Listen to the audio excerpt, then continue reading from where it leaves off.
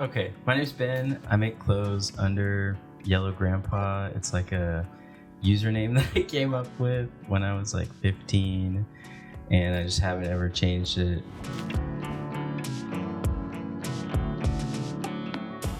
Yeah, I've been making art pretty much my whole life. I used to like make a lot of horse art because I loved horses as a child, and then I do a lot of like drawing and photography, and then I started making clothes in high school, and then once I moved to San Marcos, I started doing it a lot more just to like make money while I'm in school, but also make art in a way that you can like see it on other people. I think that is really cool and interesting.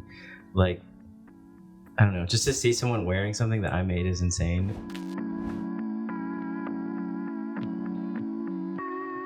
Yeah, I would definitely say it has. I've been doing a lot more complicated stuff since I moved here. I like just seeing like a random object in my room and then trying to make it in fabric on my shirts, or like, I really like the way that fish look.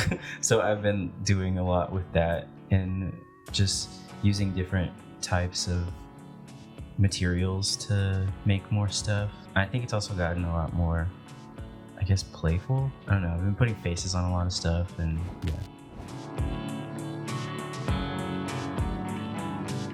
My friends that I live with, we all kind of make art, and we'll just talk about different stuff that we think would be cool to see like on shirts, or I don't know, wanting to make something that doesn't exist, because either like if it does exist, it's too expensive, so we make it ourselves, or just playing around with like different ideas of what to put on stuff.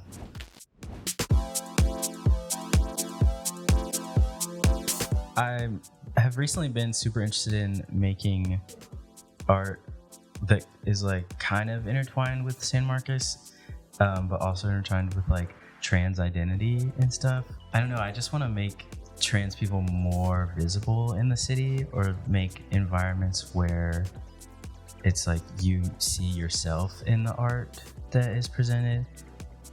Like I had a gallery show at Texas State a little over a year ago, and it was just fully trans art that my friend and I did, and we had a couple people that put in we had like a little note box we put in there.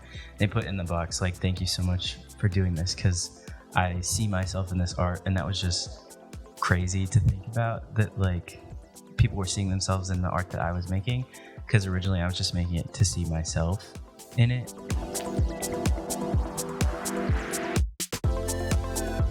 Yeah, definitely. I feel like in my classes there aren't, especially in my photo classes that I'm in, there aren't a ton of people making work about like stuff that they like care about. That sounds awful, but it's like, I don't know. Like we had a project where we had to make work about like a social issue or whatever, and like some people were struggling to think of something, and I was like, there are so many things like right in front of you. And so I hope that people, I guess, see what I do and then think about maybe making work that represents themselves and like whatever communities they're a part of.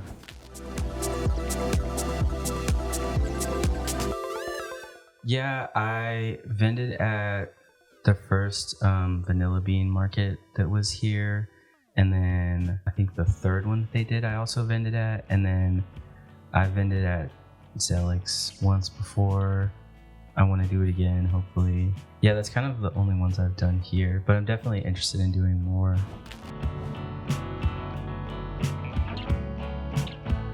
Over the last year, I've been really into the idea of collaborating with other artists. I didn't really have the opportunity for that a lot, just because I lived in a small town, so it was hard to find like people that made art in a similar way. But I would definitely love to like make clothes for bands, or I don't know, I love making album art and just weird graphic stuff.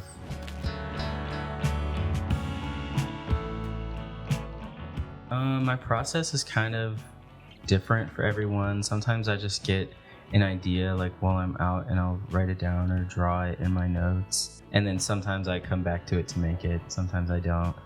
There's other times where I sit down and I'm like, okay, I want to make something, and I just kind of look around my room for different stuff, because I have like a lot of stuff in my room.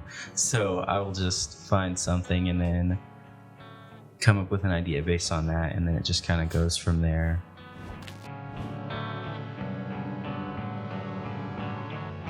This was one of the first stamps that I made.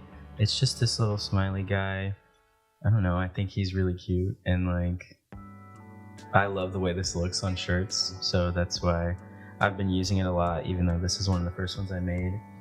And then I made this gar with some stars on it because I love fish and I like stars, so yeah. And I really like the way this looks too. It's kind of hard to print with because it's super like detailed, but it is really fun. And then there's this flower with a couple flowers with a bow on it. I really like drawing flowers with like faces for some reason. Some of my earliest shirts were just flowers. So yeah, I like this one. I haven't used it as much, but I do really like it. This one is like one of the few shirts that I made for myself. I really like it because there's a lot of like, you can see the like sewn lines in it, which I really like. And I just used whatever random material I had laying around. And then this one is an example of like the gar printed. I really like this shirt a lot. Yeah, I really like repetition on shirts with like the same print. I think it looks cool just taking the same stamp but making it look kind of different on each shirt. So like not everything's the same, because I hate making like the same thing over and over again.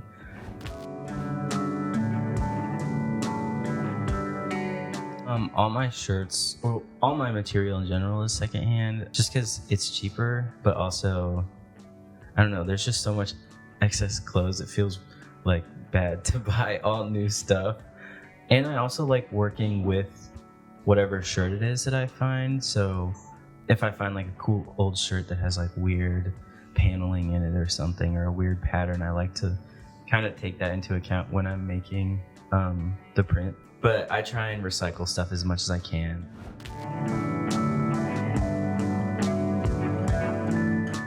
I guess one of the like first bands or like artists I collaborated is Eli Joseph. Him and I are good friends, and he's like really cool and creative, and it's really awesome to watch him work and to like work alongside him. So I would say I've probably worked with him the most. Yeah, I haven't really worked with a ton of San Marcos bands. I've mostly been in Austin, but now I'm like so tired of having to drive there all the time. So I want to like get more involved here.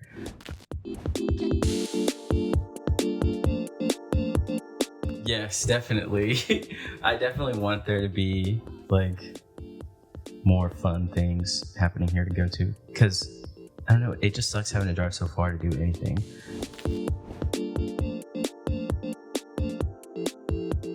I think more artists should take advantage of the community of like art students and people interested in art that are here at Texas State and just in San Marcos in general, because it can be really fun to make stuff with other people, and it can be very inspiring to collaborate with others instead of just making stuff on your own. Like you can see the way other people like process what they want to make and how they do it, and it's just very interesting. And also just sharing the stuff that you make, if you're comfortable with it, is really good.